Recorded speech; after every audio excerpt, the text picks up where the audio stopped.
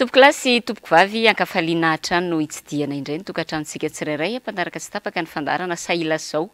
eto amin'ny MBS isaky ny alarobia ariva alina tahaka zao na ianareo mpanaraka ny fandarana amin'ny alalan'ny fahitalavitra izany na ianareo ihany koa izay manaraka ny fandarana amin'ny alalan'ny onjapeo 540 teboka efatra na ihany koa ianareo izay manaraka tsy tapaka ny fandarana amin'ny alalan'ny tambajotra tserasera orairay mahery kely eo no iarahantsika ato anatin'ny ity fandarana amin'ny ity alina ity tony mazatra isika dia andray vahiny ka ny vahintsika androany dia mpanao gazety sady lanceur d'alerte ary mpamakafaka ny raharam-pirenena ihany koa dia tsy iza fa i Fernand Selo izy moa dia iresadresaka amintsika amin'ny tapany voalohany fandarana mikasika ny raharam-pirenena sy ny tontolo ny fifidianana filoham-pirenena amin'ny ankapobeny sy ireo vaovao malaza amin'izao fotoana izao any amin'ny tapany faharoa kosa dia iresadresaka isika mikasika ny olana sehatra ny lavanilina ary amin'ny tapany fahatelo dia ifantoka be dia be amin'ny fiomanana amin'ny lalaon'ny nosy izay horaisin'ny Madagasikara ny fandaharantsika. Mialohan'ny resantsika ny vahiny dia tony mazatra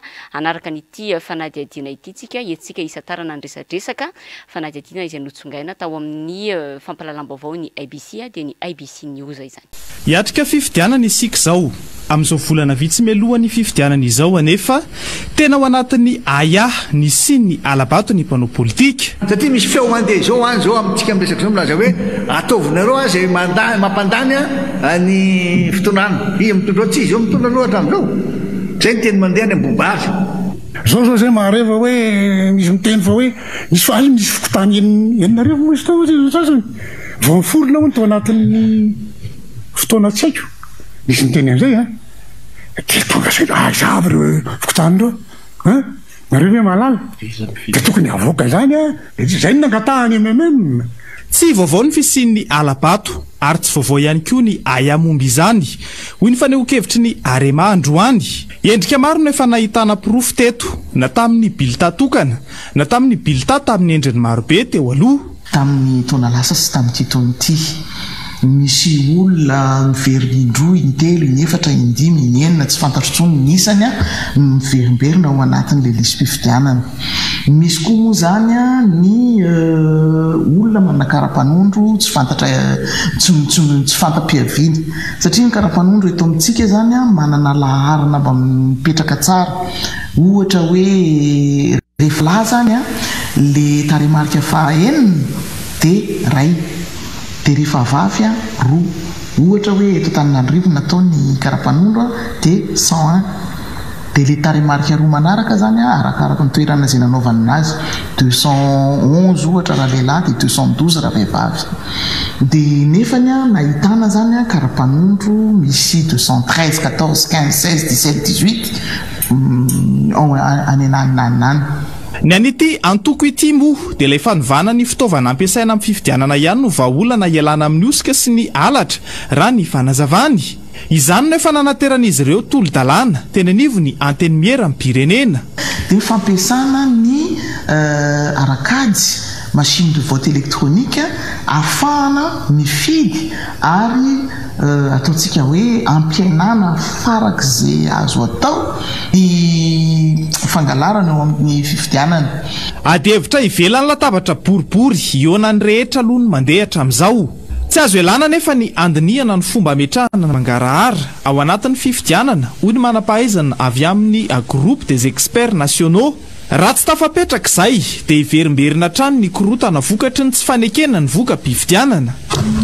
Fraude électorale dia module anankiray izy io ianarana mihitsy fa miova moa contexte miova foana tsika zao fa tamin'izany bulletin multiple zao bulletin unique efa miova izy iny zany tsy dia malapatra miresaka alabato ngamba fa le aiay malampy an'le aiay resany teo le tenen'le zay ho candidat zany dia fahitanay azy zavatra tena farany tomisorona azy dia le ataontsika hoe mangarahara ny transparence ohatra hoe na nombre de bureau de vote i bureau de vote io misy efa milaza fa hoe misy bureau de vote 1000 2000 any tsy moany rehefa tsy fantatro avoay le izy avoay dia samy manana ratsy makaiky ihany koa polopotikany mijery sur terrain hoe tena misy marina hoe le fokotan'ny ohatran'izao misy bureau de vote fokotan'ny PDB reto ohatr'izany zavatra zany io zany miainga amin'le transparence foana fa rehefa misy zavatra tsy holazainao dia io le filazatsika azy hoe matoa fenina dia ratsy tsy nresaka alabato ihany anefa ny mbola aya mipetraka amin'ity fifidianana ity fa mbola misy fitakiana hafa ihany koa mihetsiketsika mafy ny mpanao politika ivelan'ny fitondrana fa tena mihidy tanteraka aloha ny mpitondra hatramin'izao. Miarabanao tonga soa indray tanaty fandarana Saila zao namana Fernocelo. Faly miaraba ny Clémence, miaraba ihany koa ny mpanaraka ny fandarana Saila zao ho amin'ity anio ity maneho fisaorana ho an'ny fiantsona sy ny fanasana ho an'ny fandarana androany. Araka ny nanarahantsika azy teo iny ny Fernocelo iny moa zany dia vaovao maly izy iny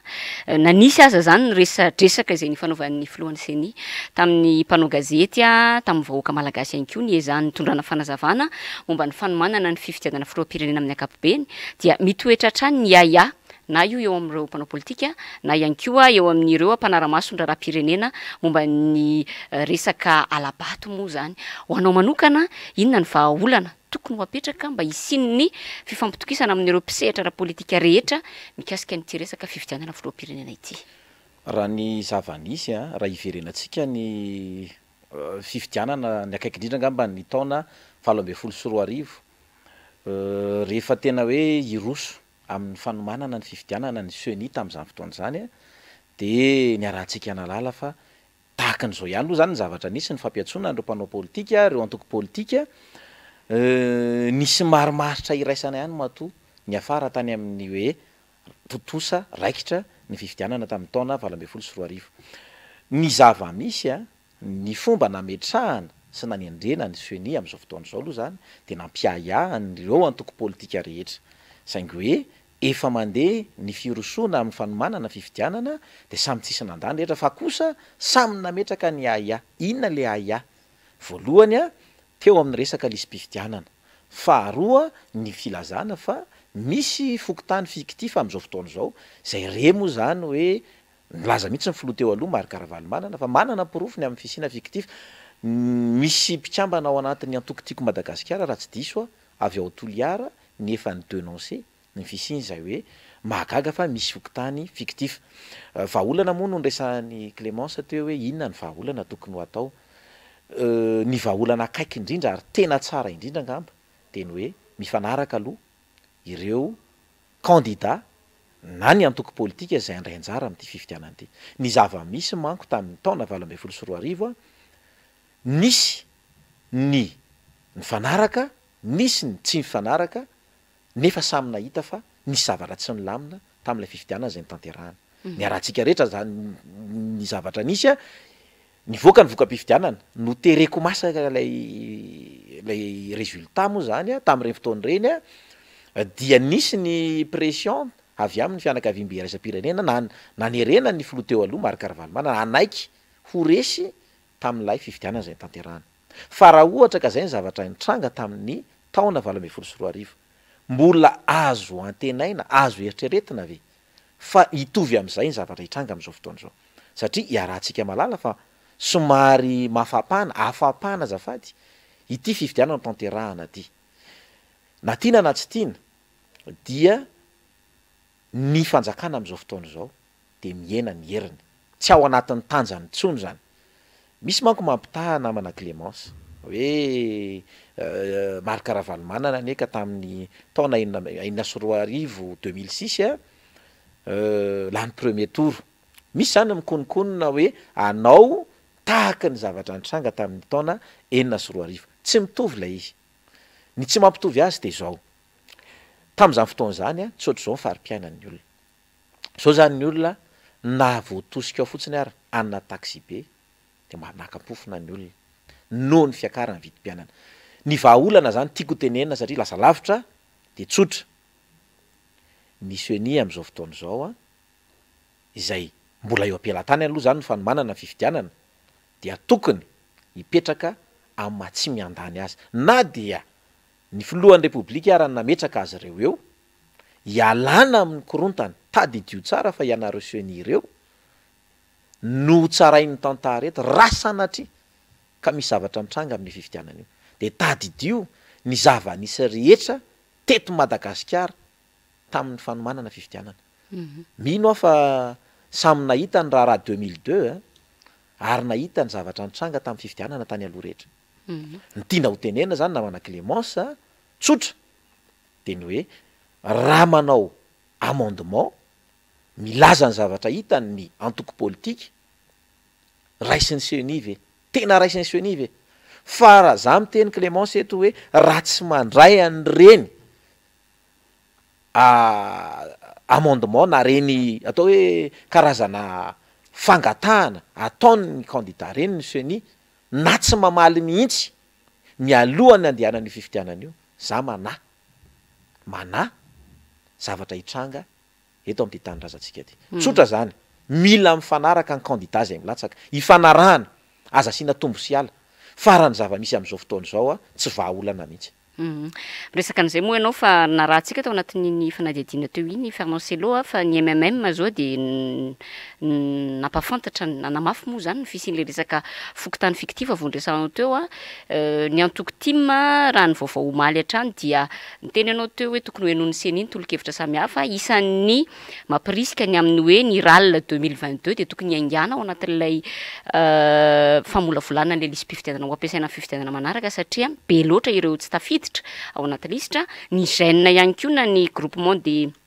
experts nationaux dia voamaly ihany koa nampafantatra hoe sokafy io lisy mpifidianana io ary azakatona mihitsy raha tsy andro vitsy mialohan'ny tena anatanterana fifidianana zany rehetrarehetra moa sosikevitra daholo ao anatin'izay resaka hoe fanomandana fifidianana izay fa mikasika an'izay hatrany dia mbola mitanina ny sainam-panarabaovao Fernand Sello ny fananany filoham-pirenena Andry Rajoelina ny zoam-pirenena frantsay fantaniana mipetraka am'izao fotoana zao hoe ho afaka irotsaka izy satsia no io antony io mbola tsy fantatra moa zany zay zavatra zay saingy ny HCC kosa de fanana mafy fa hoe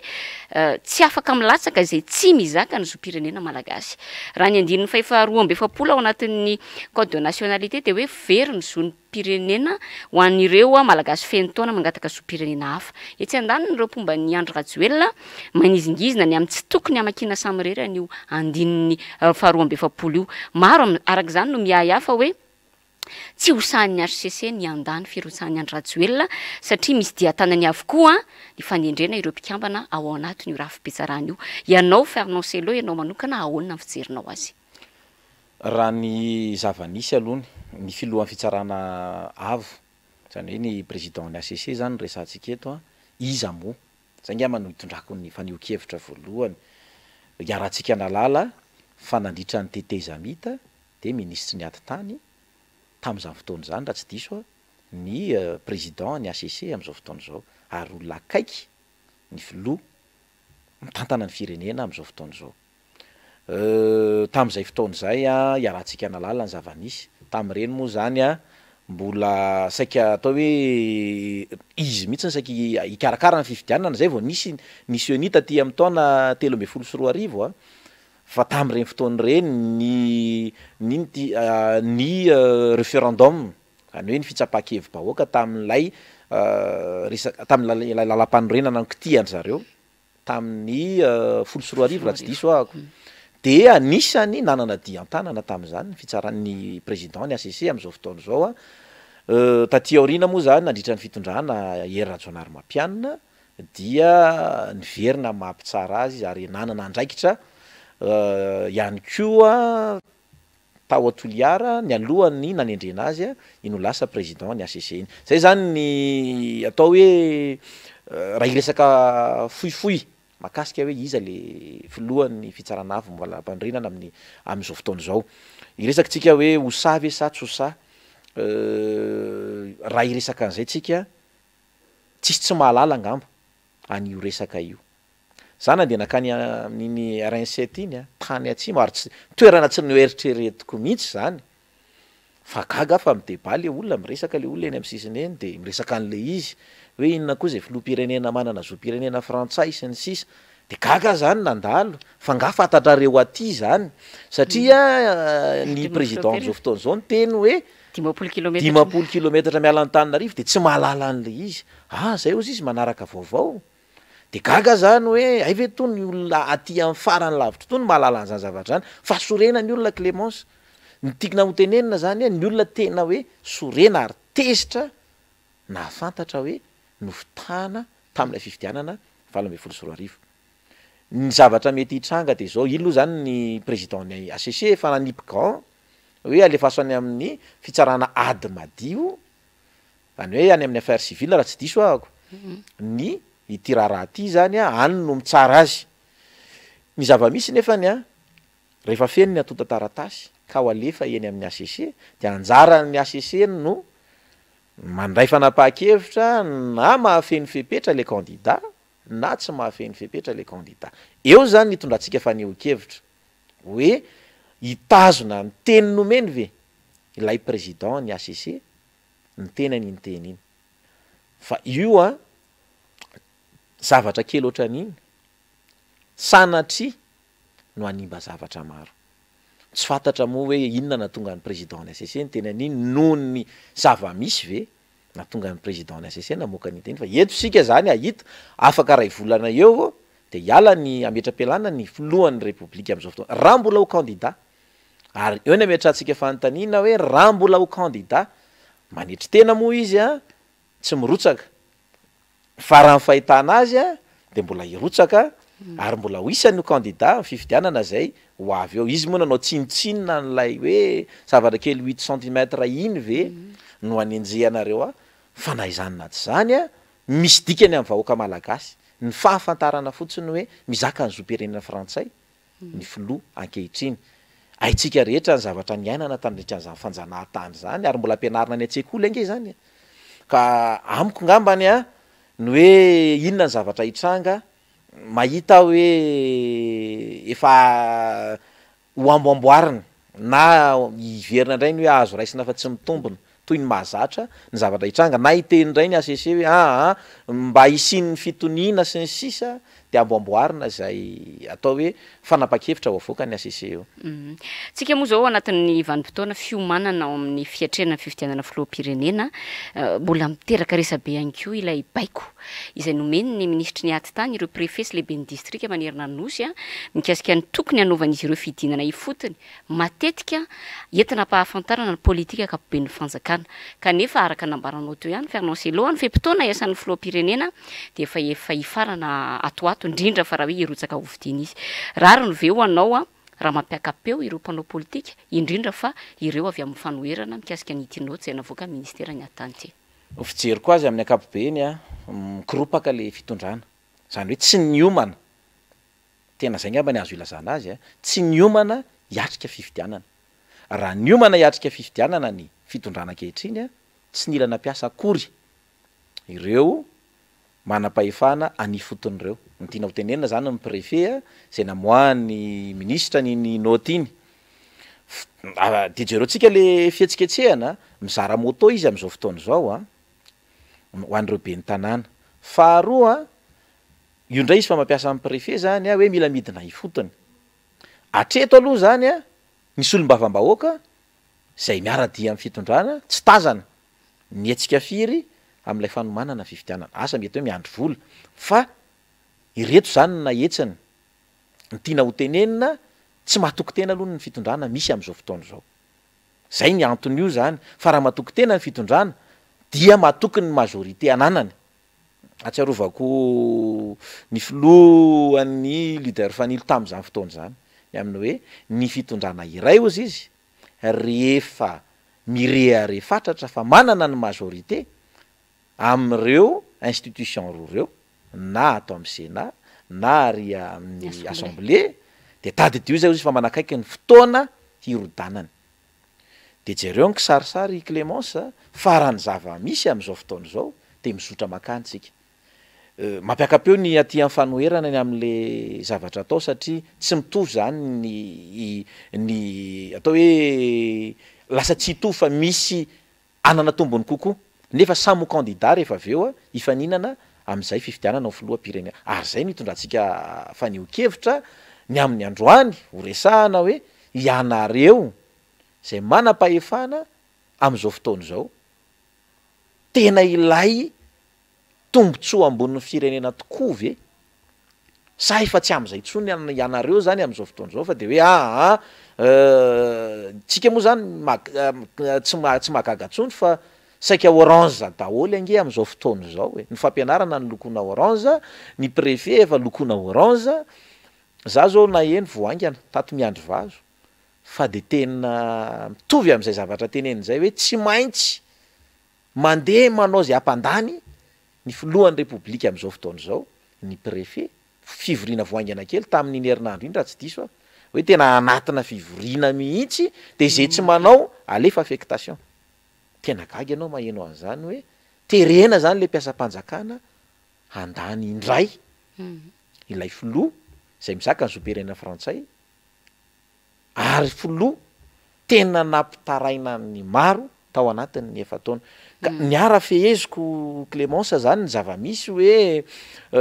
manery an'ireo préfet sy ny chef district sy ny sisa ny fitondrana efa nomena an'ilay fiara zay ngamba mety ho tambiny ihany koa hoe miasay ianareo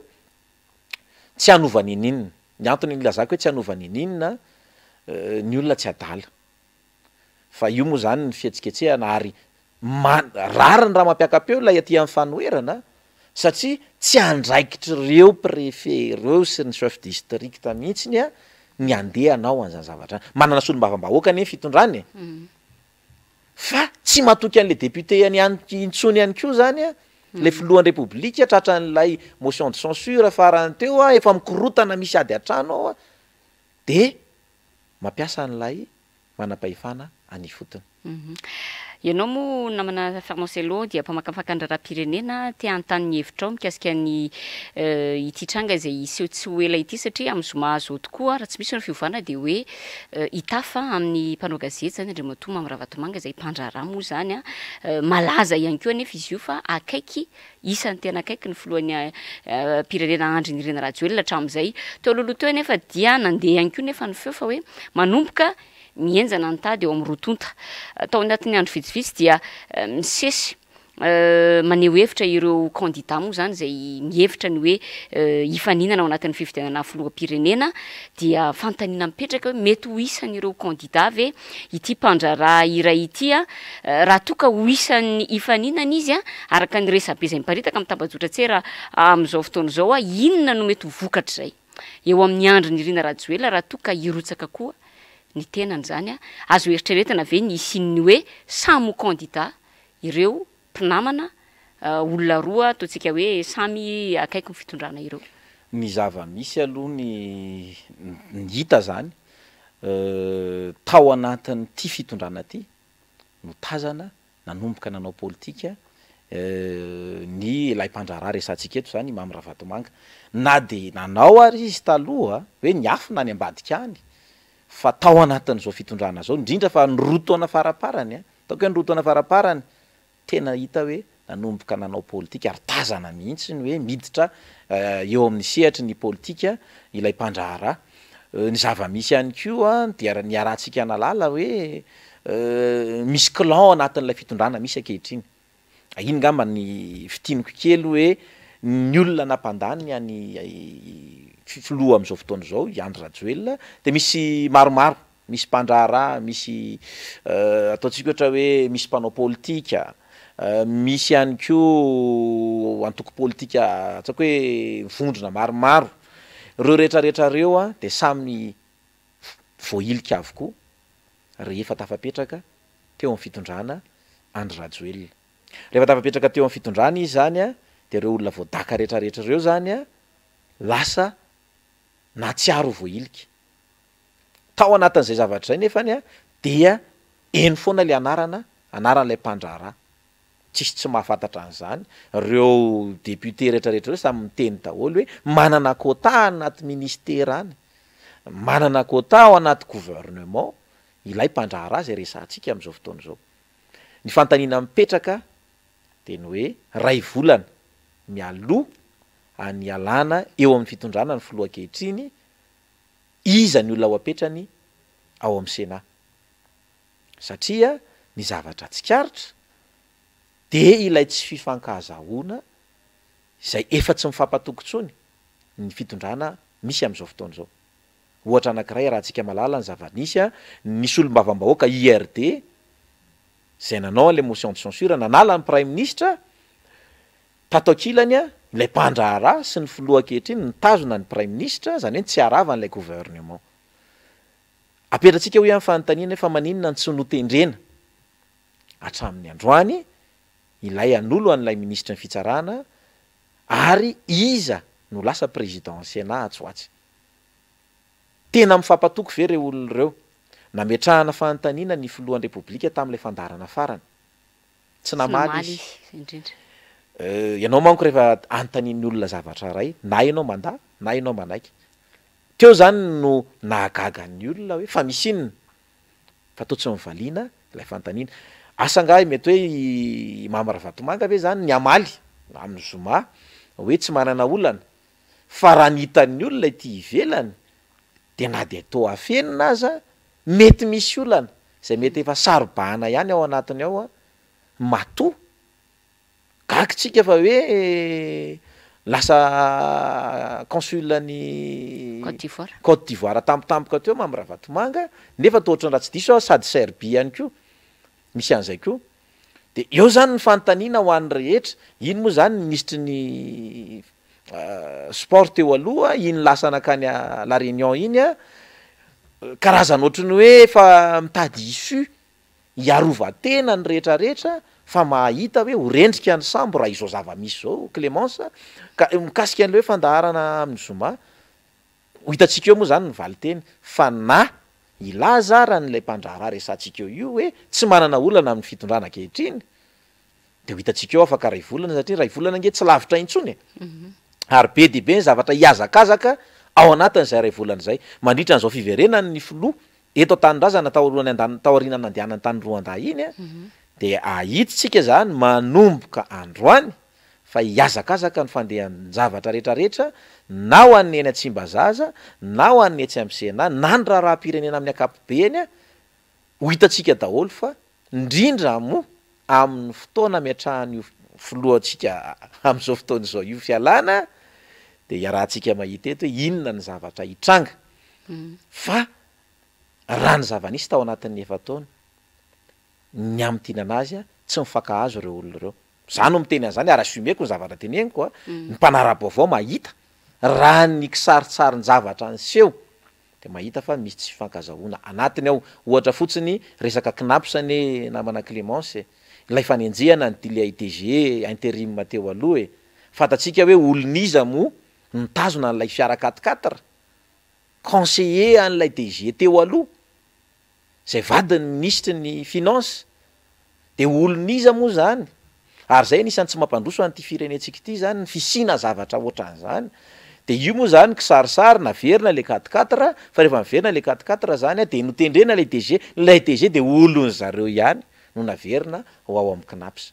ny mampalahelo fotsiny de ny hoe inona ny tanjona tamin'ny andefasana ponjany DG an knaps i Tsaboto oui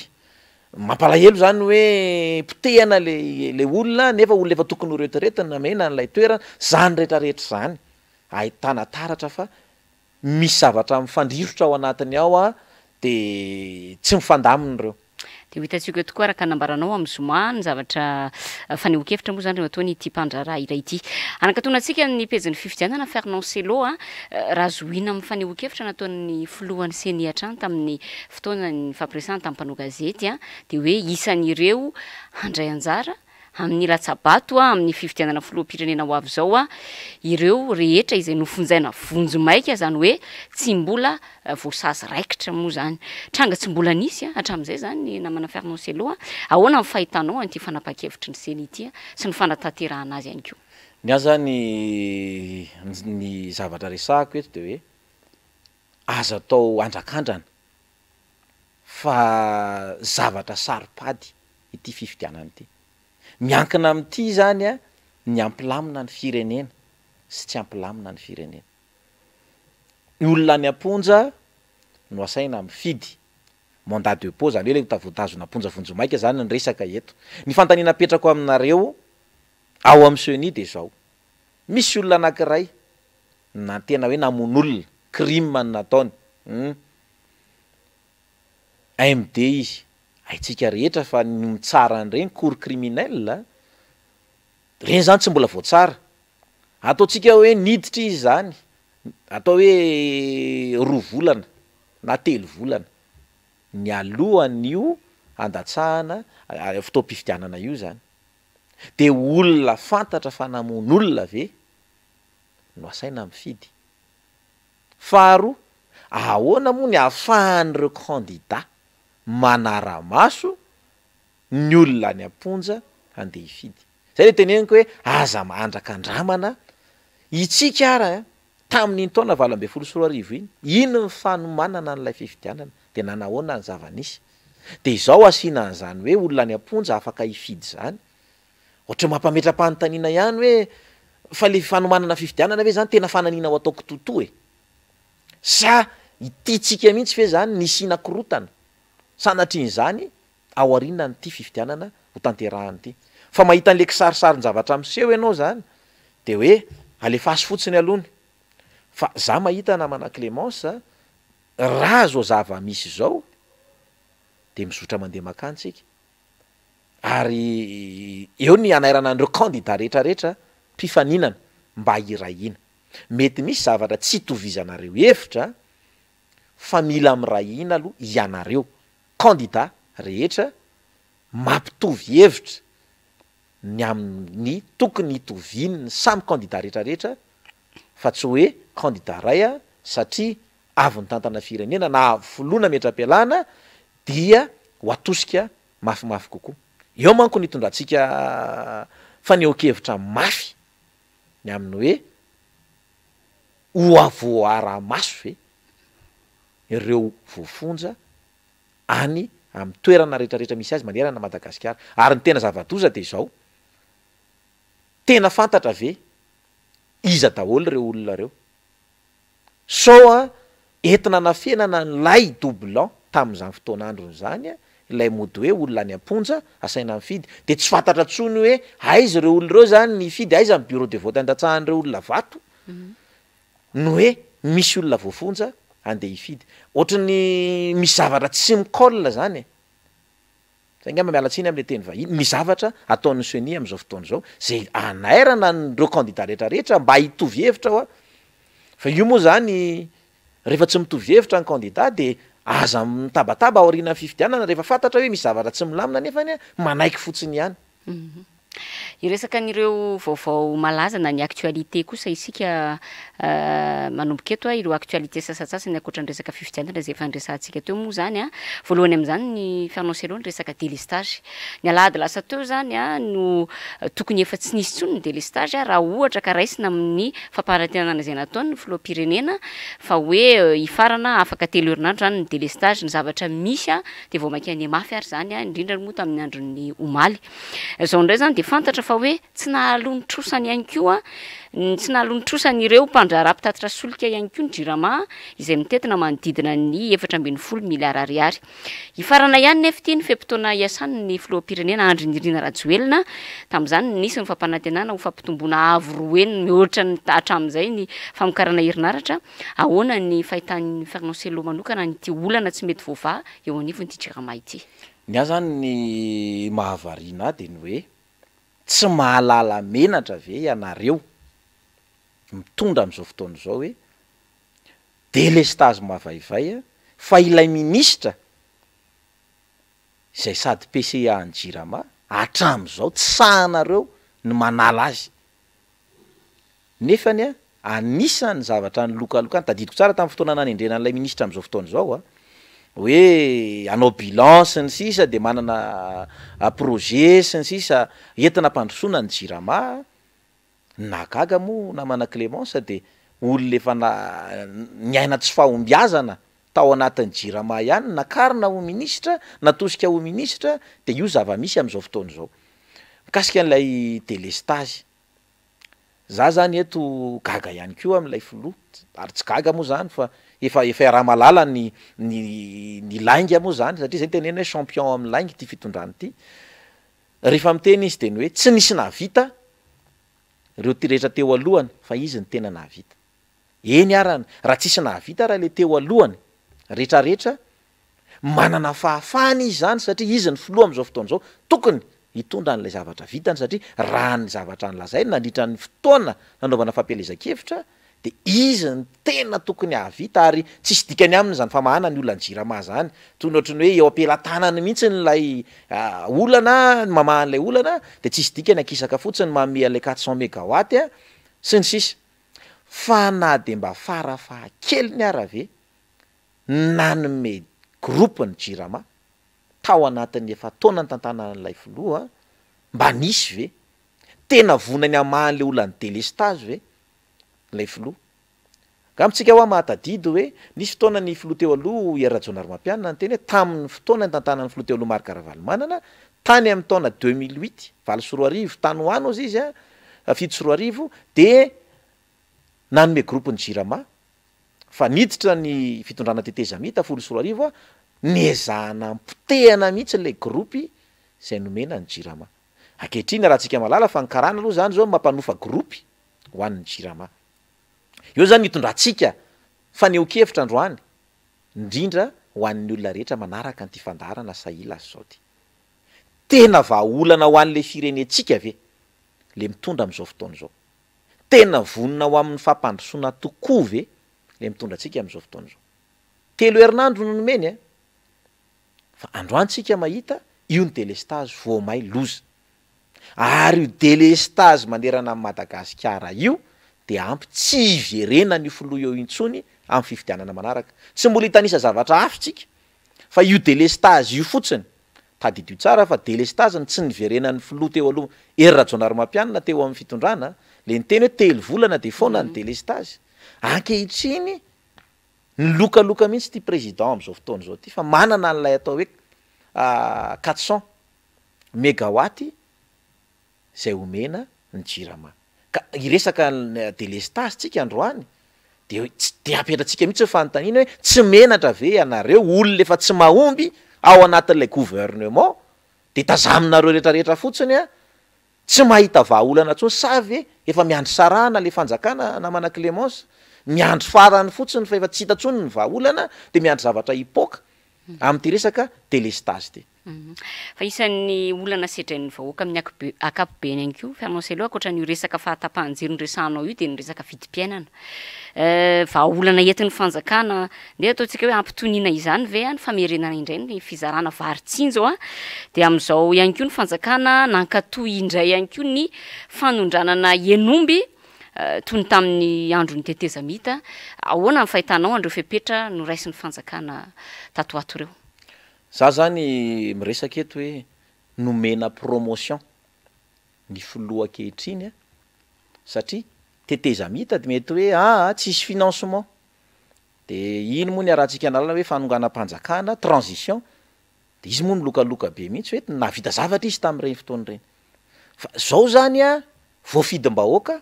ny tantana ny firenena tao anatin'ny efa taona fa ore olona nareo ve de tsy mahatsapa hoe manompa an'le vahoaka malagasy ty fizarana varitsinjo ty ity angere olona ka ampisehoana mihitsy hoe mahantra le malagasy de zaraina an'lay vary fa raha tsy mahantra ny malagasy tsy nintsontsony zaraina ny vary io ary mahavariana de ny hoe tsy hitatsika izy io tao 2 volana lasa na 3 volana lasa ny alohany zao fa zao mandeha ny akarobato za zao vo karobato ngamba le heniko teo iny hoe misy vary ao any amin'ny sekoly any efa misavovona be zany tsy haiko zaraina mety amin'ny herinandro ngamba za zany eto dia miteny ho an'ireo vahoaka malagasy indrindra ho an'ny mpanara-baovao rehetra tsy zao mihitsy ny zavatra nantenaina tamin'ity fitondrany ty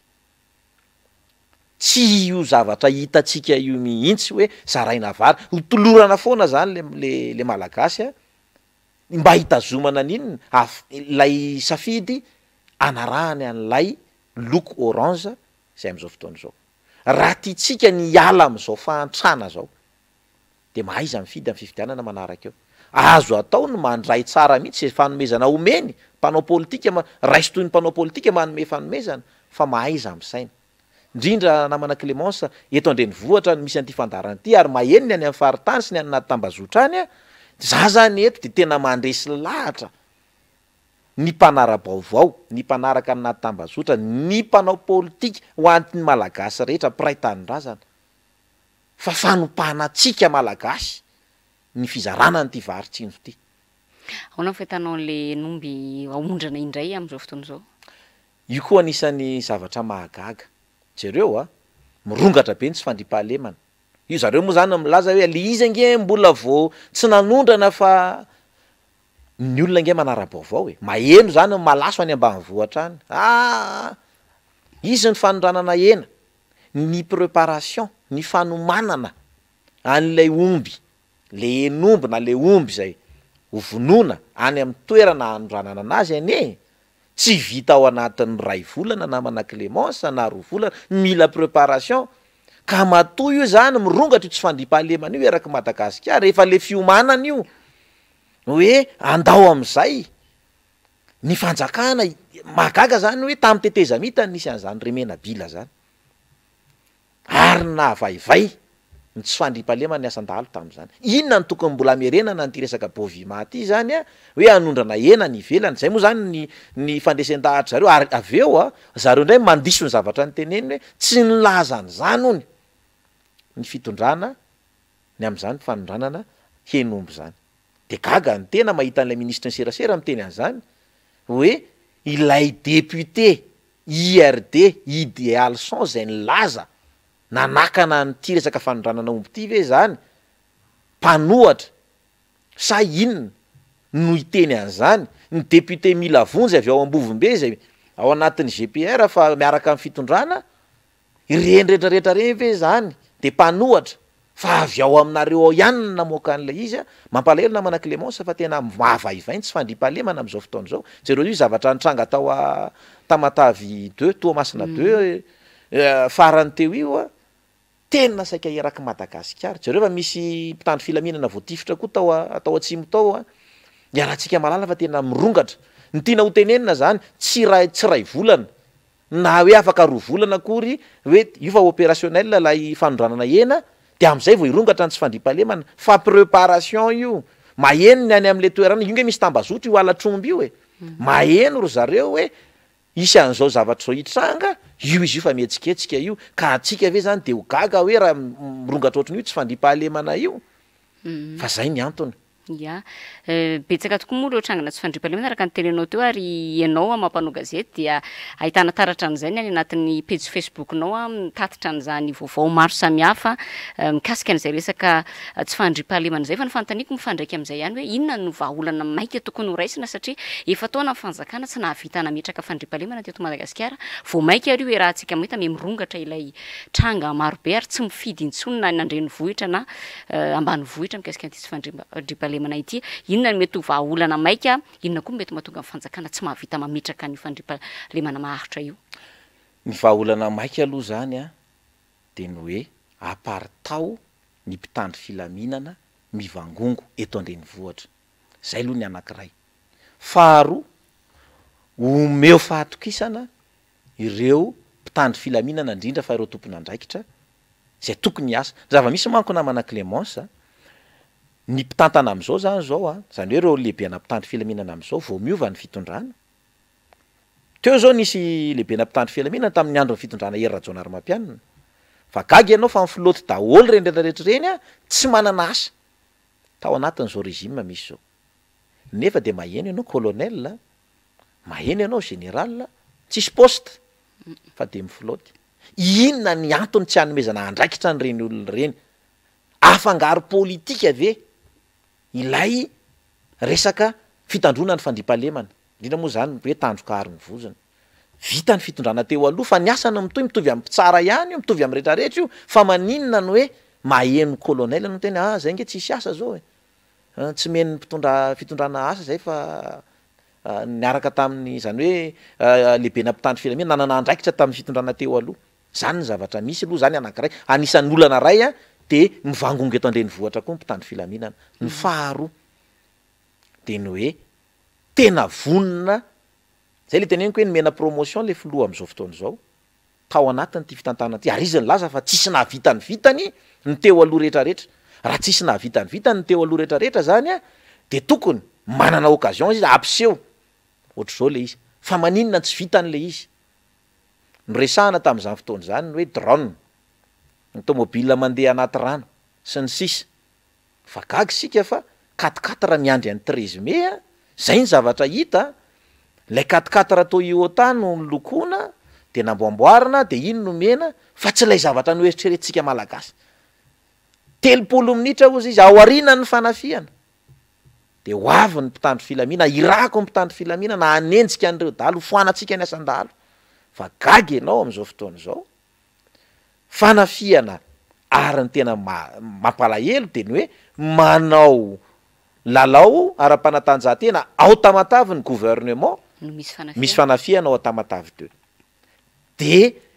tsisy fandraisana ndraikitra raha tsy efa nandeha efa lasa lavitra lay dahalo tsika moa zany mbola tsy naheno hoe voasambotra sa tsy voasambotra reo oloreo fara nampiasaina an'lay helikoptera folo zay nolazainy hozaraina omena ny tafika sy mpitandro filaminana mino ao fa atratso reo olona reo fa lay helikoptera folo tsy fantatra hoe nandeha nakaiza ilay 4x4 mandeha anaty rano tsy fantatra hoe nandeha nakaiza ny fanontaniana mipetraka hoe fa maninona tsy mahavita manao inona intsony ny fitondrana am'izao fotoana zao de izay fanontaniana zay no apetratsika any amin'ny filoha ankehitriny hoe totsy nahavita inona tao anatin'ny efa taona na de atao hoe fametrahana poste avancé any amin'ny toerana farany ambanivohitra indrindra aza fa gakytsika efa tsisy an'izany io moa zany nylaza ny segindray mandeha tao amin'ny assemblée hoe ny budget ny gendarmerie tsy ampy de zay ny antony eo zany no mahavarianantsika koa hoe ny fitondrana ve zany tena tsy niomana ny aminy hoe anatanteraka an'le ary velo ranony zareo voalohany io a velo rano voalohany de ny fandripahalemana zay eny ao anatin'ilay velo rano fa mahamenatra hoe lay velo rano voalohany aza tsy vita de maika fa ireo velo rano be deabe ao anatiny iny velo rano tsy haiko 30 ngambay isan'ilay velo rano mampalahelo mahita ny vahoaka malagasy am'izao fotoana zao ny aina anaty fandripahalemana za tany lakaka farany teo inona ny zavatra nisy tsy matory any avady amanjana ny tsony a ny businessman zay ngamba no tiako tantaraina matory anaty chambre daholy reo mpanambola ao andohany lakaka satria any no arovan'ny mpitandro filamina ny vady amanjanany a any amin'ny any an-trano fa ile tena misy ny mpikarama moa zany mpitady vola ilay mpandrara de matory miaraka amin'ny 4x4 any amin'ny hôtel zany hoe lay fandripahalemana amin'ny akapobeny no efa manahirana olona kehitriny na eto andreny vohatra ary nena mana clémence mampalahelo mahaontsa mahita olona hoe reny mpianakaviana efa raha matotsondromina voatsindrona antsy te tsy anjanahary angamba iny hoe milahatra taxi be eo de tsondromina mpanendaka any antsy zany ny fandripahalemana iaina atsika mahaontsa le izy nefany a tena n'lay filoha am'izao fotoana zao ny amin'ny teny hoe mbola misy fanjakana ve eto zay indrindra ya miresaka an'izay tsy fandripahalemana zay ianao Fernand dia eto ngamba de tona dia mankahery ny ireo mirary fahasitranana feno moa zany ho an'ireo mpanao gazety mirahalahy zay niarany tsy fandripahalemana ka naratra reo namatsika mpanao gazety ao anatin'izany ka hitao andretsilavo a vokatry ny tsy fandripahalemana avokoa zany rehetrarehetra izany a akoatran'izay ao anatin'izay lafim-baovao zay ihany a miresaka tsy fandripahalemana isika fa etsy andany ihany koa de misy ireo mpanararoatra fahefana ny fanararotana fahefana izay ataon'ny mpitandro ny filaminana misy ny polisy misy ny zandary misy ihany koa miaramila ny raha tsika nahita teto na tamin'ny fampalalam-baovao le tranga tetsy Ambatomaro le maty ny faran'ilay olona niara-ny herisetra nanovan'ny miaramila azy a maromaro ihany koa ny lavo a vokatr'izay herisetra izay na ny ataon'ny polisy na ny ataon'ny gendarme ianao zao isan'ny tatitra ny herisetra nataon'ny polisy tany Ambositra tany a inona ny zavatra nitranga ny fanontaniana ihany koa hoe maninona ny fanjakana no tsy mandray fepetra entitra manoloana ny reny trangana fanararotana samy hafa ireny ny zavatra tsikaritra tao anatin'ny efa taona ho an'ity fitondrany ity mipoka le zavatra vao mikoropaka na miandry réaction an'ny olona ao anaty tambazotra vao mandray fanapahan-kevitra io zavatra mitranga ao Ambositra ao io zany ilay gendarme moa zany a nandeha namonjy an'ilay champion U18 sotro izy fa kosa ilay fanaovana tamba be ny kasitanana olana ho an'izy ataoko hoe efatra angamba ry zareo reny sa dimy rahalahy reny polisy reny a olana ho andry zareo ve no nitazona olona mamo de nyantsony lehibeany a de nanana sazy azy nanapiditra violon azy mihitsy aza rehefa hoe tena hoe mafy vavy izy na ohatran'izany fa naninona de natao ohatran'iny tena hoe no hitsakitsahana de nefa de sampitandry filaminana rehefa aveo fantatra fa gendarme ilay niaran'le izy ny mahavariana hatramin'izao de tsy mba nandrenesam-peo ny ministra ny filaminana anatiny manoloana ny otranga io za miresaka amina mpitandry filaminana any antoerana de nilaza ry zareo moa zany hoe zay ozy izy a olony lalàna gendarmerie ny resahany eo zany fa kosa miandry ny lehibe anay zay andamina nyty raharaha ty fa mampalahelo anay ihany hoe frère d'arme-anay no manao ny namanay tahaka an'izao olana ho andry zalava eny nampandre gendarme fa maninona ny de tena natao ohatran'io izy io tsy atsika nytoy an'izay a inona ny zavatra hitranga rapitso fa zavatra hita zany a matetika hoe rehefa tsy voava le olana de mihitatra de andrasana hitatra ve zay vo iny fa hikoropaka fa ny zavatra hita tao anatin'ny efataona namana Clémence de zay hoe tsy fantatra hoe ilay olona omena fahefana ve ny tsy mahay mandray fanapahan-kevitra sa tsy mahatapa-kevitra tsy mahatapaka fa de mifampiandry ary miandry zavatra mipoka zay vao mikoropaka toy izako kely fotsiny ngamba ny azy verena kely resaka fandripahalemana teo amina resaka fitsarana hoe anisany ny lokaloka ary mbola tenin'ilay filoha zany hoe zaho izy tsy trafiquant fa mpanenjika ary miady amin'ny trafiquant fa raha iverenantsika ny zavatra nitranga fitsarana ny resahana io nge mahatonga ny olona mirongatra amin'ny resaka fitsaram-bahoaka io tsy fatokisana fitsarana ary ianao a gaga ianao mahita zavatra ohatran'izany ty zavatra ty tantaraiko fa zavatra tena nisy ty tany amin'iny ataoko hoe atsimo andrefana faritra atsimo andrefana notrangany ty nisy mpitandry filaminana nahazo dahalo de rehefa nahazo dahalo a raha tsy diso angamba ny manamboninahitra ilay nahazo dahalo ny negosy zany hoe nanao fandraraha zany fandraraha tamin'ilay manamboninahitra io zany le dahalo hoe ao fa omeko vola ianao fa mba havotsory a zaho izy le mpitandry filaminana tsy hamonjitra anao nentina tany amin'ny fitsarana zange ozy izy ka rehefa aveo de ho hitanao fa jereo tsara fa vola tsy tianao io izy omeko ary inona zavatra nisy tonga tao amin'ny fitsarana ilay manamboninahitra nisy dina lehany de solony zany ny tao gagy izy niodina avy any an-tsena mifanena ao an-tsena izy ty olana lefa defermonty de gagy izy amin'io tanao zay ozy izy za ty ozy izy niverena le manamboninahitra tao a ilay mpitsara de tena nahazo fandrahonana taminy hoe avereninao eto zao de zao iny olona iny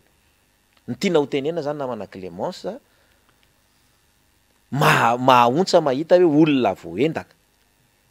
androany fa gagy ianao fa afaka roa volana telo volana mivoaka iny mpanendaka iny efa tazanao eny ray tsy haiko hoe le lalàna eto amintsika ve ny tokony hovaina ihany ko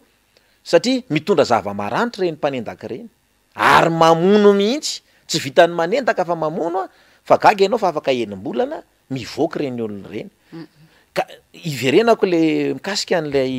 resaka teo hoe olana ho an'ny resaka fanapara-pahefana sy ny sisa mahavariana ihany hoe misy tompona andraikitra eto amin'ny firenena fa tompona andraikitra miandry zavatra hidona sy hipoka foana vao mandray fanapahan-kevitra ka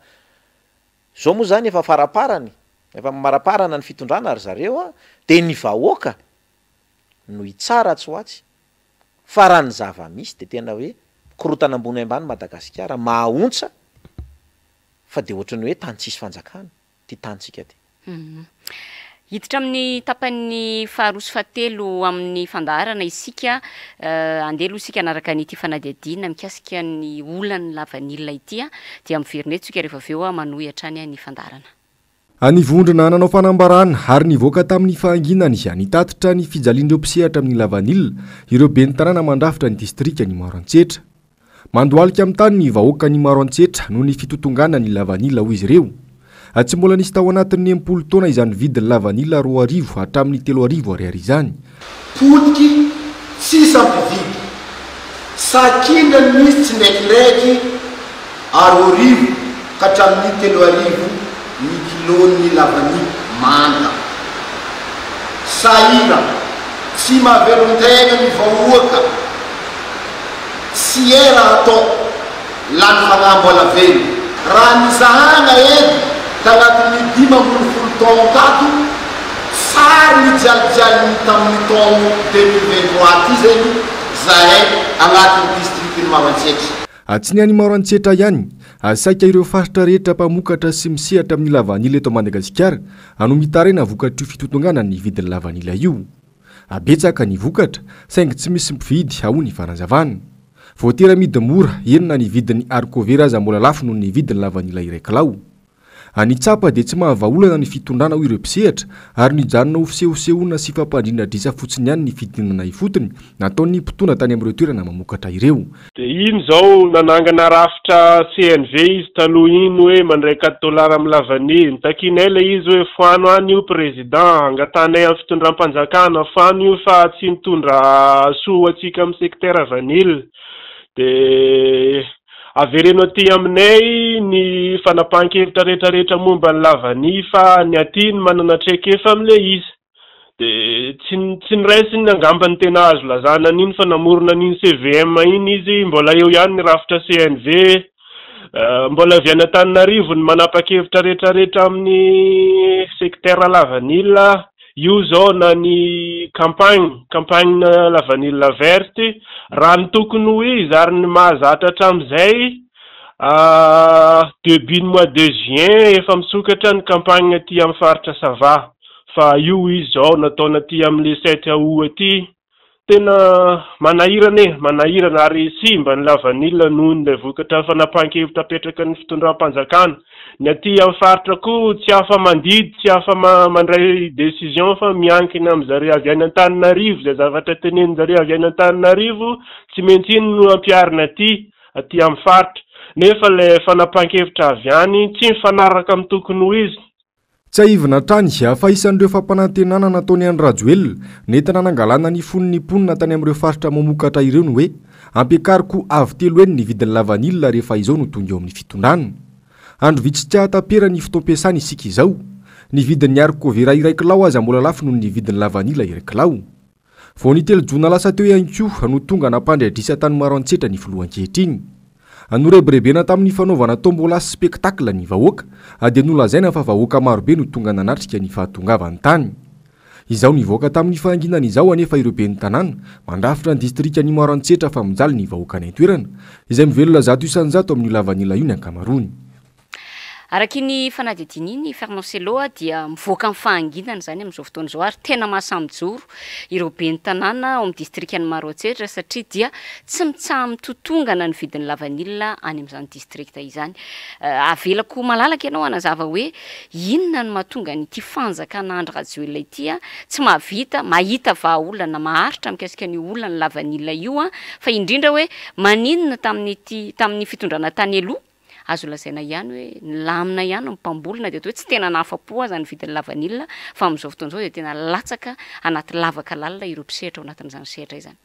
Io moa ny resantsika teo foana hoe ny zavatra iray raha mitranga dia vokatry ny fisin-javatra efa nisy tao aloha tao. Ny arahantsika nalala hoe misy ampimamba izay mpandrahara izay miaradia amin'ny fitondrana ihany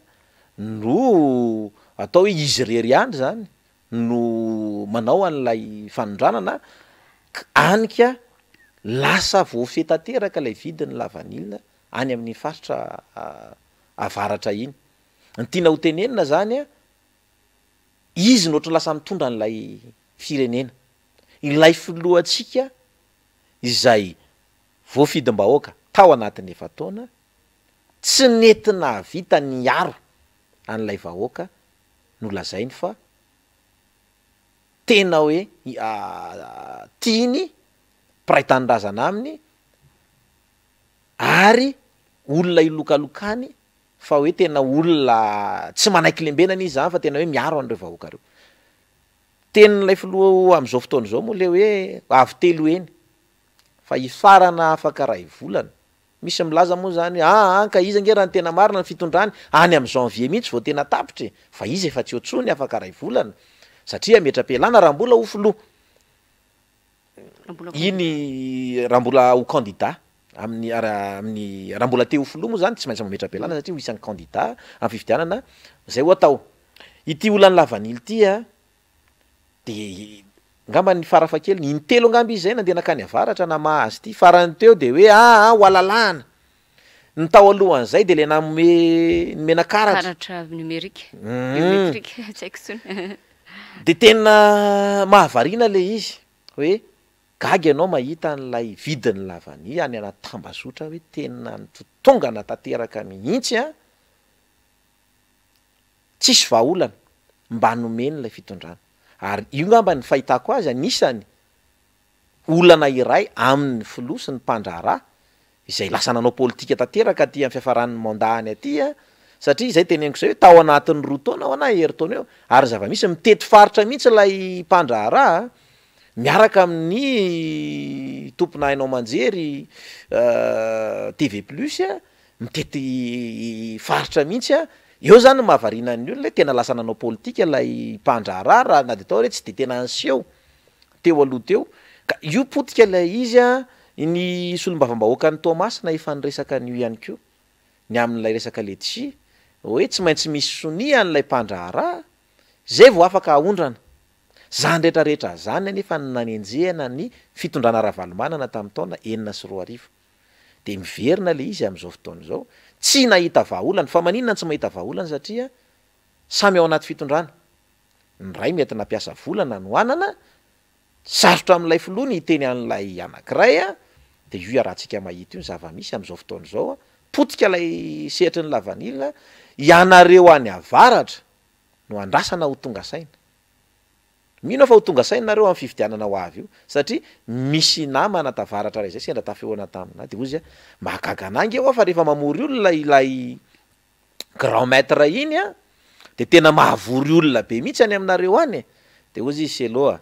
olona avy any ambanivohatra reny miakatra mandeha makeo satria misy préparation ataon'lay olona na ministra kotsina na le solombavam-bahoaka any omena voly reny olona reny ikarakara an'le fandraisana azy de zay ozy izy ny antony mahatonga an'le izy gaga ihany aho amantsy hoe tena mirehare mafy mihitsy ange izy hoe hafa ny sur terrain fa gaga ho hoe olona mijaly amin'ny lavanily zany ianareo de mbola ohatra reny ho hitantsika eo ozy izy amin'ny fifidianana ho hitantsika eo amin'ny fifidianana fa ampy zay ny zavatra namarana anazy ampy zay mangirifiry aminay so zavatra nahazo anay zao tsy mbola nisy vidiny lavanily ny suite ohatran'izao eny fa na de nenjehana mafy takin'iny araha ozy izy ny filora valomanana teo aloha tsy mbola ohatran'izao ny vidiny lavanily zay zany ny tenin'io ka tiatsika ho tenenina namana Clémence hoe efa maninona fanjakana tsy nahavahaolana tsy voavahany le izy satria ianao manko raha misy olona ray zany hoe nanao zavatra taminao fotsiny natetika de manahirana anao ary zay mahatonga an'le hoe mpitandro filaminana anankiray raha hoe apetraka amin'ny toerana ataontsika ohatra hoe toerana ray anatin'ny 5 taona na 9 taona efa fakafantatra amin'olona eo izy de tsy maintsy afindra toerana satria na ny sambotr'olona ary izy de mandeha ny intervention sy ny sisy efa mifankazatra amin'olona ka zay io olana io tsy ho voavaha mihitsy ny olany lavanily ray volana moa zany sisarany fa ianareo any avaratra ny angatahana ho tonga saina maro antsetra mba ho tonga saina fa io arahantsika malala io ny zava-nisy potika le firenena ny prian'ny lavaniny vidim-piainana ny tsy fandripahalemana tena hoe mampalahelo le Madagasikara de kosa isika iresaka mikasika ny fanomanana ny lalaon'nosy ny vaovao farany de hoe misy amin'ireo fédération mandrahona am'izao fotoana zao hialan-daharana tsy handray anjara am'izany lalao zany to mitady anamarina ny ayan'ny olona maro zay miresaka amin'ny antso atarby moa matetika fa hoe petatoko ity lalaon'nosy atao eto Madagasikara ity Pierre Marcelo io zavatra io tena nahavarina tao anatin'ny efa taona fa de ohatrohatry ny foana ny zavatra nitranga ohatra raha voaresa bola zay de mahitsika reny mpampianatra tsy voalohany karamany mahitsika ny CSS ny tokona ny boursa eny akatso tsy voaloha de zao ndray zany zao io fa lialianay amin'ny hôtel livantanany zareo koa efa mametraka ny ihany rariny reo zany raha mametraka ny ihany satria zao reo olo reo nge manara-baovao daholy ohatra fotsiny iny zao ny compagnie pétrolier ngamba n'iny le tsy haiko na Jovenana ina namoaka an'le hoe tsy mandray intsony an'le karatra farany teo tsy haiko na 2 volana 3 volana lasa iny faharoa jereo vola mpandrahara tsy volo zay nanao an'lay lalana sy ny sisa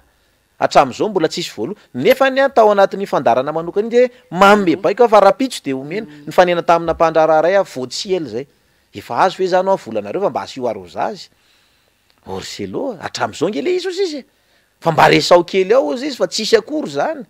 de gaga hoe fangatsiny ndraiky de iverintsika amin'ity resaka lalaonosy ity tena olana ho an'le fanjakana ve no midébloquer vola de miregle ny volan'olona mialoha mpitona satria fantatry ny olona nge président fa ianao hiala afaka ray volany vao vita ny lalaonosy barakay ahoana ny volan'olona raha tsy voalo rarany olona raha mailo daholy payer aloha ny avant de consommer aloavy fa be be dehibe zay olona tsy voalo zay volan'olona tsy voalo fa be dehibe de ny mahagaga ihany ko de ity resaka hoe anamboatra gymnase mazaka tsy haiko 8000 personnes nolazainy iny resaka iny ny ministre teo aloha nolazany iny resaka tanamasoandro tsika tsy amery tsy atosika inona zava-misy potika amin'ny fambolen'olona ny engin niala teo amin'ilay toerana naprimina tsy fantatra moa zany naprimina amina toerana tsy lavitra eny amina tobina miaramila eny ny antona le asa le olona mbola tsy remboursé ny volany hatram'izao nefa ny tany efa tsy azo volena intsony tena hoe zavatra kitoto le fanomanana ny lalaonosy fa isan'ny vaovao miparitaka amin'ny tambazotra Facebook ihany koa am'izao fotoana izao miresaka lalaonosika ny hoe ianao koa moa isan'ny zarazy ny hoe fiatsonan'ireo nandrato fianarana amin'ny NTH ny amin'ny hoe ikarakara anao bénévole ikarakara sakafo mandritra n'ity lalao ity de avy eo omena certificat ahoana nandraisanao an'iny vaovao iny namana Fernand Selo tena ny olona zany tena hoe fanjakana inona rety tena hoe fanjakana inona zany hoe tsisy vola ve zany ao sa inona ny antony de manao zavatra kitoto de tsy mba no eritreretin'le olona namoaka an'ilay communiqué ohatr'ireny mihitsy ve hoe iteraka zavatra hafa ny famoahana an'ireny zavatra eny eny amin'ny tambazotra dite hitentsika amin'ireo vahiny zay ho avy eto amintsika hoe tena kitotoana eny fandraisana anareo eto fa de zahay de hoe fandraisana anjara ny zava-dehibe mety zay ngamba ny mety hoe ambadika le izy fandraisana anjara ny zava-dehibe fa raha ny zava-misy namana Clémence tena hoe andraikitry ny filoham-pirenena daholo ve ny zavatra rehetrarehetra fa raha mandeha tsika ohatrany hoe le vola zany mipetraka amin'ny toerana anankiray de mahazo baiko zay vao mivoaka io vola io de tao anatin'ny efa taona de ohatr'izay foana ny zavatra hitatsika tsy mivoaka ny vola manao ohatr'izao ny vola mitokona ny atsy mena baiko ny ministre ny finance fa tokony avoaka de ohatr'izay foana ny zavatra ny ainana ka rarin'ireo olon'ireo zany raha manana mametraka ny ihany hoe ity olo ity nge efa tsy ohatsony rehefa kelikely de ahoana ny volatsika ifampiриtarita ifampitaky an'zany aloavy aloha rariny io ho anaovanao réquisition ndray ve zany l'hôteln'olona hoe tsy maintsy mandray an'ireo ianao nefa le olona mando jirama mando misy dépense lay hôtel nefany ianao tsy andohan'le volan'olona firiny efa tsy voaloha teo zay de raha tsika mahalala le izy ka miresaka lalaonositsika namana Clémence tena kitoto le izy manahoana ny fiomanan'ireo atleta zay atrika an'ity lalaonosy ity jereo tsara fa tany amin'ny francophonie farany teo iny larana fa 3 no misy amin'ny Madagasikara lisa 3 moa zany de miverimberina foana fa de faharesena zay ngamba ny milazana azy mahamenatra zany fa 3 zany ity sika ampiatrano ny lalaonosy de mbola mahamenatra ihany ko fa olona tsy avy eto an-toerana sino no andeha anao ny chorégraphie mandritra n'lay fanokafana ny lalaonosy eto amintsika mahamenatra nge zavatra ohatr' zany hoe ilay malagasy ve zany de tena vendrana tsy mahay ninina ny firy ny mana-talenta anao an'io eto amintsika iny miteraka resabe mihitsy na nisy olom-bavam-bahoaka rosy a de nampiakapeo mihitsy amin'ny ministra am'izao fotoana zao ino ny ty zavatra ataony a fa de gagy ianao zany hoe sono tena mivadika ambony ambany zay ny azo ilazana azy ny fitantanan-draharaha am-pirenena eto amintsika tao anatin'ny fitondrany Andry Rajoelina zay mitantana ny firenena am'izao fotoana zao. Hijanonao am'izay resaka lalaon'ny nosy zay ihany tsika maraparanantsika ny resadresaka Fernand Sello ny hitatsika aloha am'izao de efa mipetapetaka aloha zany ny saina etseroa rehefa mandeha eny an-dalana eny satria de Antananarivo moa zany no ivon'ny fandraisana nyty lalaon'ny nosy ity fa etsy andany fandraisahanao teo ihany resaka kianja ny fanatsarana ny kianja mbola voandalana ny lalana ihany koa atao andrenivohitra tsisy vita na debedebe ary fampanantenana fa tsy maintsy amboarina lalana efa volana vitsy ny teny akaso ny lokolokona ihany koa mba hoe endrika fanatsarana ny fako etsy andaniny ihany koa dia mivangongo etseroa ary miteraka resabe am'izao fotoana zao raha tsorina Fernand Sello de tena hoe teraka fahafambaraka tsy misy toy izany ho an'ny vahoaka malagasy ny firenena malagasy amin'ny akapobeany mihitsy ity lalaon'ny nosy ity misy no miteny hoe efa ela moa zany ny olona ny teny hoe tsy tokony handray an'io tsika malagasy mety ho zay tokoa ve tokony vahaolana andraisana hatrany am-boalohany raha fijerinao azy ilay filohantsika anisan'ny tena hoe idole ny filoha Rwandais vao mipetraka teo izy de iny nasainy voalohany naketo ifarana ny fitondrany io indray izy fa tany fa tao anatin'ny efa taona inona tamin'ny zava-nisy tany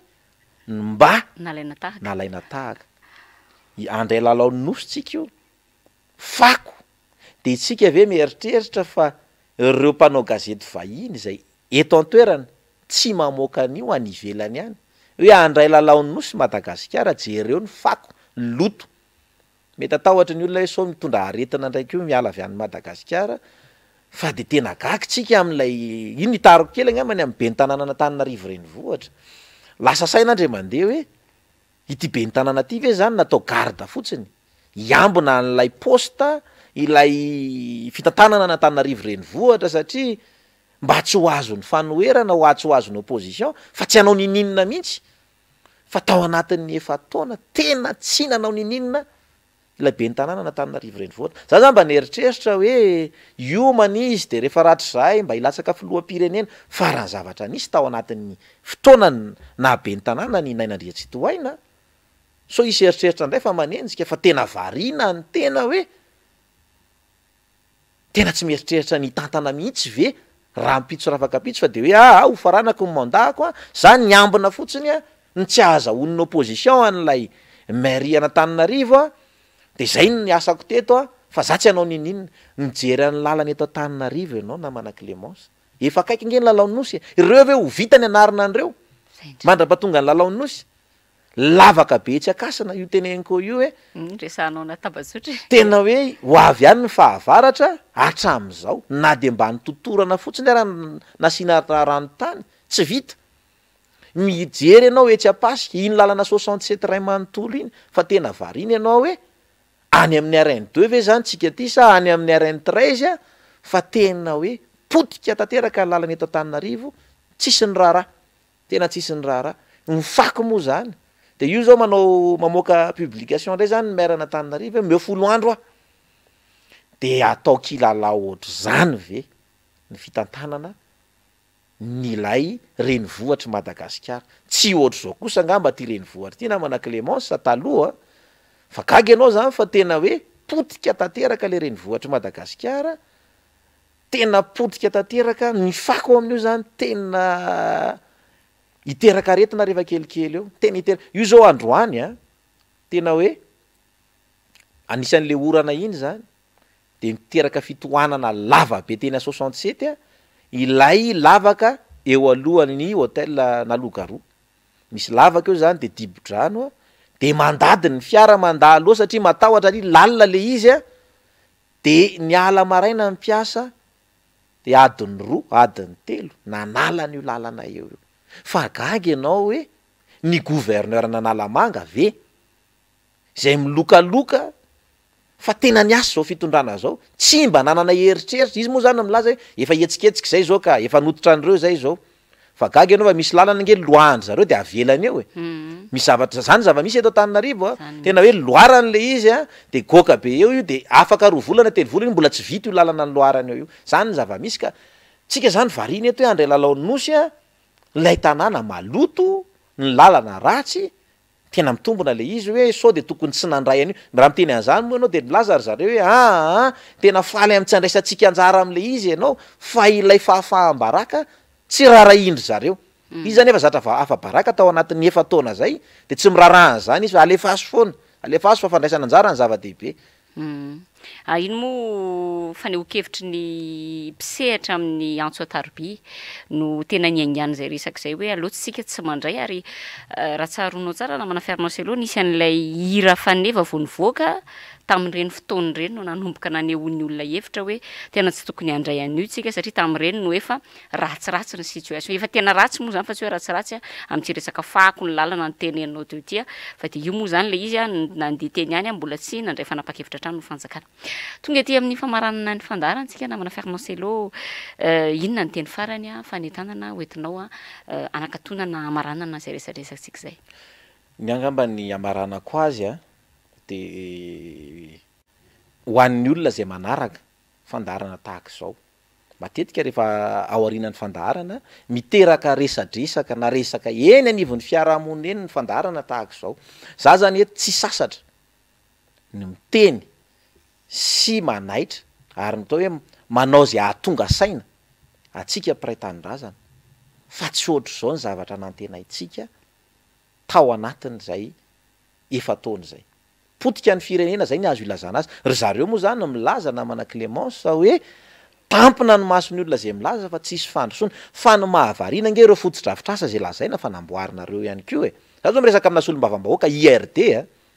de ozy izy mantsana le izy ange selo le vola omen'ny fanjakana ozy izy tsy ampy de lasa kitoto ozy izy le fotodrafitrasa de morapotika koa le izy rehefa avy eo e nefany ilokalokana hoe nahavita hôpitaly manara-penitra ino moa zany zavatra tsy mbola nisy akory raha nolazaina fa tany anatin'lay tableau nivoaka hoe efa vita lay any Vangaindrano tsisy akory nylay hôpitaly manara-penitra any zany rehetrarehetra zany de magaga hoe tsisy olona ave eo akaikin'lay filoha mba manoro azy mba mijery ny zava-misy tena misy any an-toerana fa mijabaka ohatran'ireny de tsisy fepetra raisina fa de mandeha am'izao fotsiny netiko amaranana anazy de tsotra tongava saina ary malagasy mpiray tanindrazana itobaka ny vola am'ty fifidianana ity ary ity ny fifidianana tena isin'ny fandaniam-bola be 2018 nisy fa ity mbola ambonimboniny tamin'ny 2018 fa ity koa nefany no ivoahan'ny malagasy ao anatin'ny krizy ny ainana tao anatin'izay tsy haiko 13 taona sa 13 taona zay nisy ny 2009 13 taona zay 13 taona reo olona reo 14 taona reo olona reo nitantana ny firenena fa miveriny tsika androany inona tamin'ny fiainantsika malagasy ny ova de inona tamin'ny zavatra ny ainatsika au départ 2009 no hitanareo hoe nisy tsirom-panantenana na hoe mba efa nivoatravoatra aty amin'ny 2023 tsika izao ny tiana ho tenenina za eto de miantso ny vahoaka malagasy sazio zay olona rehetra fantatrareo fa nampitondra faisana ny malagasy tao anatin'izao fitondrana zao ny tiana ho tenenina na solom-bavam-bahoaka io fa tsy ny joro ho an'ity tanindrazantsika ty de any amin'ny fifidianana anasaziana azy zao kosa nefa raha ohatra ka misy ny alabato de aza manaiky ho anareo anaty fitondrana raha izay ny fantatrareo fahalany anareo de ataovy manaovy tena aprisihana mihitsy nareo angalatra fa tadidio fa inona ny fiatraikan'izay ny amin'ny vahoaka ary inona ny zavatra hitranga am'izay fangalarana ataonareo zay misaotra ny namana Clémence nanasa de mankasitraka atsika rehetra ny aino sy ny jery hatramin'ny farany de mirasoa ary Samuel Velitsika hiatrika ny fifidianana amin'ny Novambra de Samia Mailo amin'ny fifidianana ho avy raiso ny andraikitra satria raha mbola tahaka zao ny verina amin'ny taona manaraka reraka sika de mahaiza mifidy mankasitraka be dehibe anao namana Fernancello manaiky foana ny fanasana eto anatin'ny fandarana saila zao isaky ny asaina ivahiny antenaiko fa miombon-kevitra amiko ianareo any tokantrano tsirairay ihany nahita fa de tena feno de feno faneho-kevitra ary ombako manana ny afatra sy ny teny farany moa zany nentin'ny vahintsika tamin'ity alina ity nentina ny antsonantsika ao anatin'izay fandraisana andraikitra manoloana ny fifidianana manoloana ny raharam-pirenena amin'ny akapobeany izay